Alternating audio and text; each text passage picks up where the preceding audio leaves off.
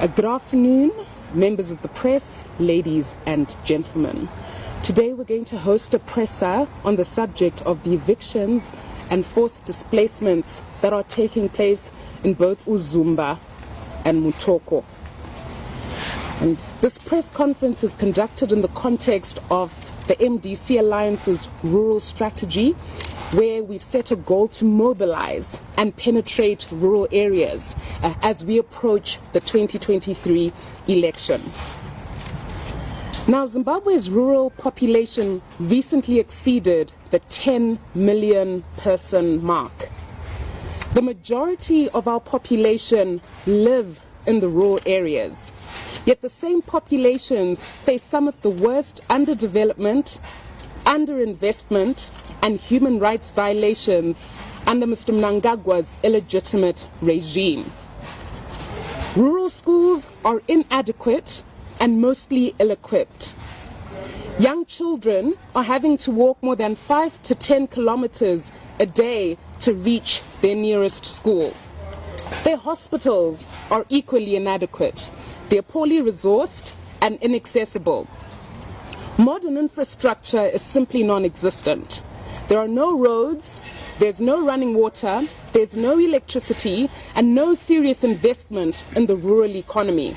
There are no jobs, there is no public transport system, and food insecurity remains a constant threat. Now, it's against this background that the People's Party developed a rural mobilization and penetration strategy to ensure that no Zimbabwean is left behind in the fight to win Zimbabwe for change. Unlike the regime in Harare, we don't view people living in rural areas as pawns to be abused at election time. Rather, we view them as citizens who deserve dignity, who deserve a decent standard of living, and respect for their human and land rights. Their issues are our issues. Their struggles are our struggles. Their aspirations are ours as well. And so we've pledged to give expression to their quest for better lives, decent livelihoods, and access to basic services. We are raising the stakes on behalf of rural Zimbabwe. As stated in our people's agenda, our goal is not to go to rural communities and offer paternalistic solutions. Rather, our structures are embedded within these communities and we're consulting them consistently. There shall be nothing for them without them. We will give their struggle a voice. We will fight for them on matters of the politicization of food aid. We will fight for them on matters of ensuring access to voter registration centers. We will ensure that they've got adequate polling agents to verify the elections that take place in their constituencies. We will give space to their community influencers to lead. We will make sure that the forgotten communities of Zimbabwe have a strong rural economy, have jobs and access to modern services. We will fight the Chinese corporations who seek to displace them from their homes and their heritage, desecrating their burial sites. For us, this is an election issue which we will campaign on and champion unconditionally and strongly. Big corporations must not trample over the basic rights of citizens. Any investment in their communities must benefit the locals as well. Due process and constitutionalism must be followed. Consent must be secured. Adequate compensation must be paid when displacement is absolutely necessary in the public interest and duly consented to. We've seen what's happened in Chiadzwa, in Inde, in Chilonga, in Chisumbanje, in Tokwemkosi, in Chingwizi, in Mutoko, and in Uzumba, amongst others. Mr. Mnangagwa's illegitimate regime is constantly at war with the people, and we say enough is enough. This new colonialism offends what our liberators fought for during the liberation struggle. One of the key fights was the fight to the entitlement to land. Land is at the core of the people's dignity, and their right to it must be respected. And so without further ado, I'm going to defer proceedings to my colleague, Honorable Happy Mochidziva, who heads up the rural strategy in the People's Party, to give us a press brief on the latest planned displacements that are taking place in Uzumba and Mutoko. Now, the slight background to this is that President Nelson Chamisa, in conjunction with the parties or the People's National Standing Committee, deployed a delegation to these communities who met the people on the ground to assess the socio-economic impact of the Chinese big mining activities that have commenced there. And this will form the subject of today's press up. Thank you.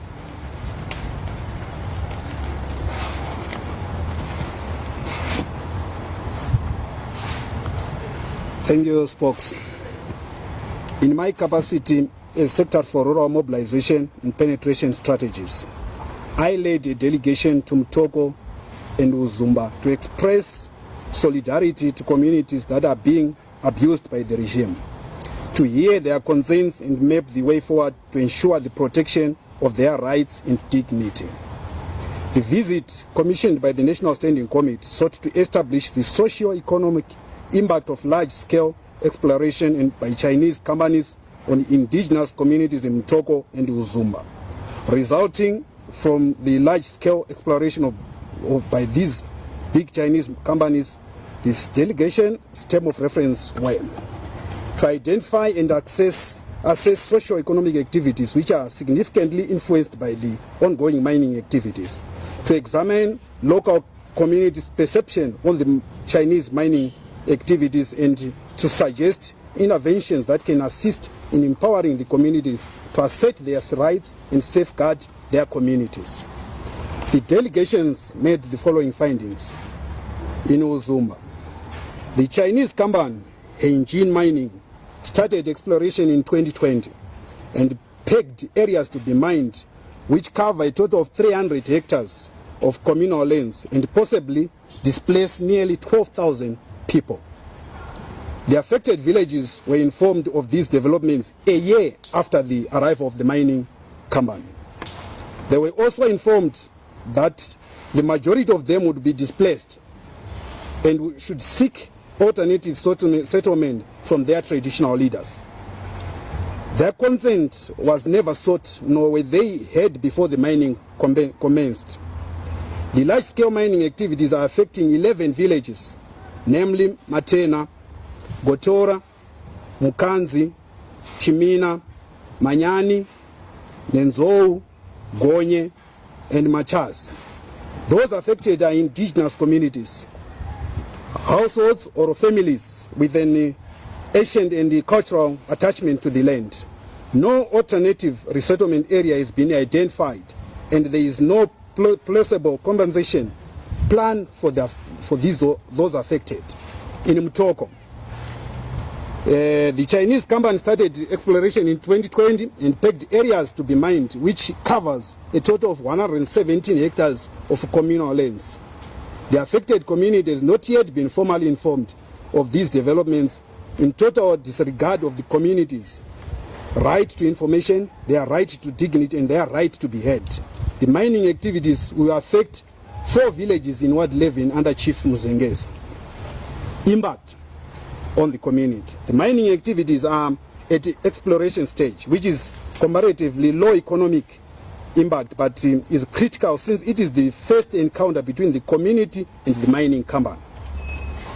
Both communities are indigenous communities and closely associated with their natural resources that have social, economic, and spiritual significance, and are therefore opposed to the mining activities in the area, but exhibited a sense of helplessness as they are confronting the potential for change induced by large, powerful external company, which is the support of the regime. The challenge is exacerbated by the fact that local government capacity or other forms of local representation are compromised and unable to safeguard their interest. The communities are self-organized to mount a resistance of the mining activities on their communal lands, which they understand will have the following negative impact. 1. Displacement and victimization, made easier by lack of protection of indigenous people's rights to their land. Loss of livelihood. The local economy is largely dependent on agriculture, and the communities will lose their farming land after the displacements. Community breakdown. The communities placed significant historical and sentimental value on their land and highlighted that displacements would destroy group solidarity, long-standing distinct systems of decision-making, and traditional leadership, strong family ties, and the cultural identity. The communities also placed significant value on their spiritual shrines and the grave sites of their forefathers, which will be destroyed by the mining activities. Social services such as schools and clinics within these affected areas will be severely affected. Participatory development. The development has disregarded the universal principle of free, prior and informed consent, FPIC, in the planning and implementation of the mining project.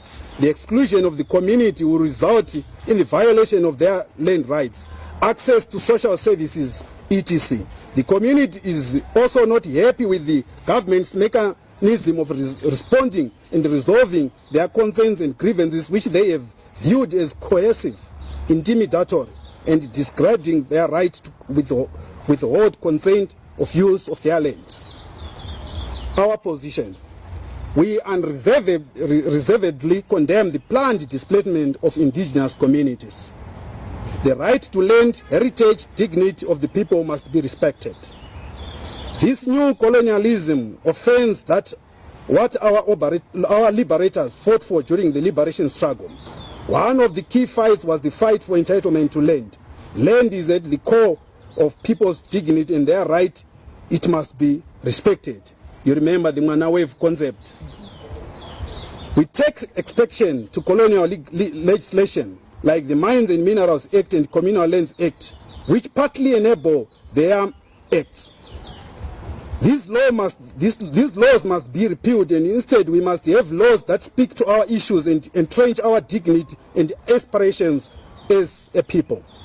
We condemn the degradation of the environment and the public health impact of the mining activities, especially the mining of black granite. To make matters worse, communities are not benefiting from all these commercial activities, but maybe Mnangagwa and his regime alone. These displacements concern us because they reflect a pattern of authoritarian conduct by Mr. Mnangagwa's illegitimate regime. Look at what happened in Chiadzwa, Linde, Chilonga, Chisumbanje, Tokwe Mkosi, Chingwizi, Mutoko, and the Uzumba disaster. These are not enough laws. There are not enough laws in place to protect the communities.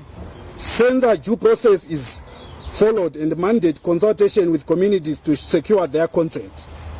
If there is to be benefit, it must accrue communities to communities. There must be shared ownership. The way displacement is absolutely necessary. Due process has to be followed, and the consent of the community has to be secured. There must be fair and adequate compensation to reflect their losses. Attention should be paid to protecting their heritage.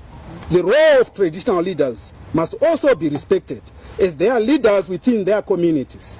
There must be consultation adequately and before any mining activities concern.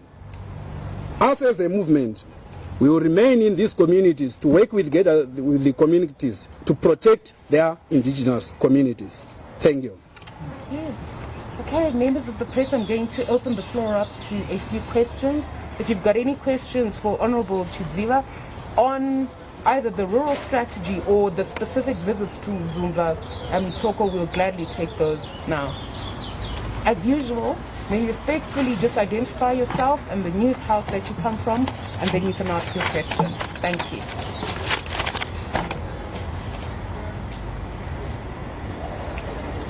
Yes, ma'am. I'm Yvonne Tagazim Daily. I wanted to know if the MDC actually has a plan in reaching Parliament. Are you going to push for the repealing of these laws? what action are you really taking as the MDC? Because these displacements have been taking place and continue to take place unabated, as you said. But what's your strategy beyond the press statement?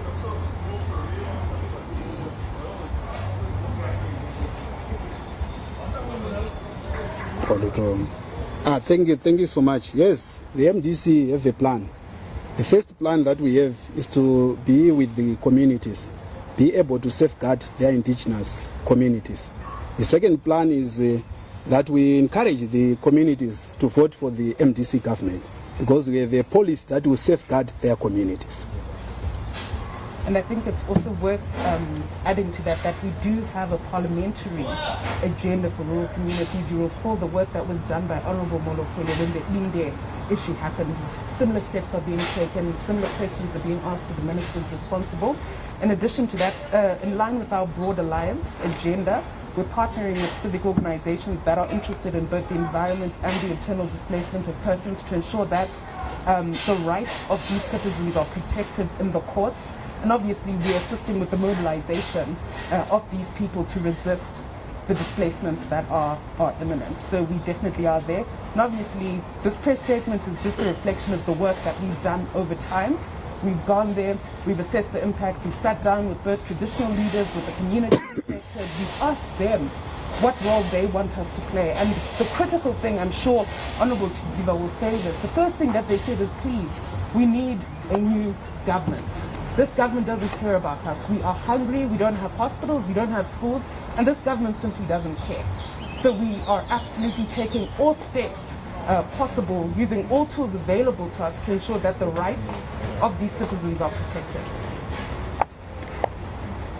Yes, Robert. Yes, Robert Simon. Have you ever tried to engage the local political leaders considering that they are linked to one political party, which might be in support of what is happening to the local community? Because if you did, what if you are not Thank you so much. When we say local political leaders, you know that we also exist in Uzumba. So we have political leaders from our movement in Uzumba, and we have political leaders from the other parties and PF also in Uzumba. Yes, at some personal level we communicate. The only problem in Uzumba is that the MP of that area is highly involved in the parceling out of the Uzumba indigenous community land. So it was so difficult to communicate with him, but I know that the councillor in that area is also coming from the area that is being affected. So he's working with the communities also, although the community leaders, the stakeholders there, they are so much interested in seeing the government making sure that these lands are protected.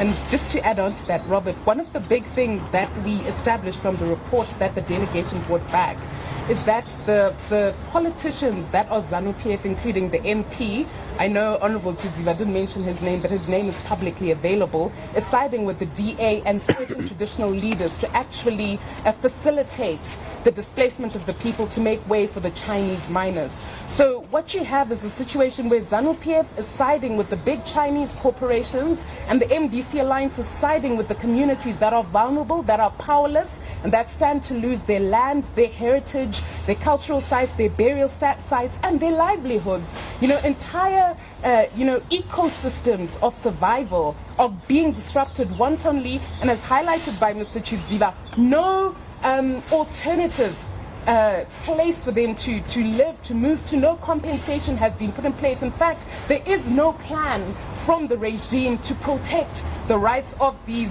citizens as required by Section 71 of the Constitution. Section 71 of the Constitution is very clear about the steps that must be taken when there's a forced deprivation, and due process, consultation, compensation are key aspects of these, but these have all been violated, which is something I'm sure that will be taken up with the courts.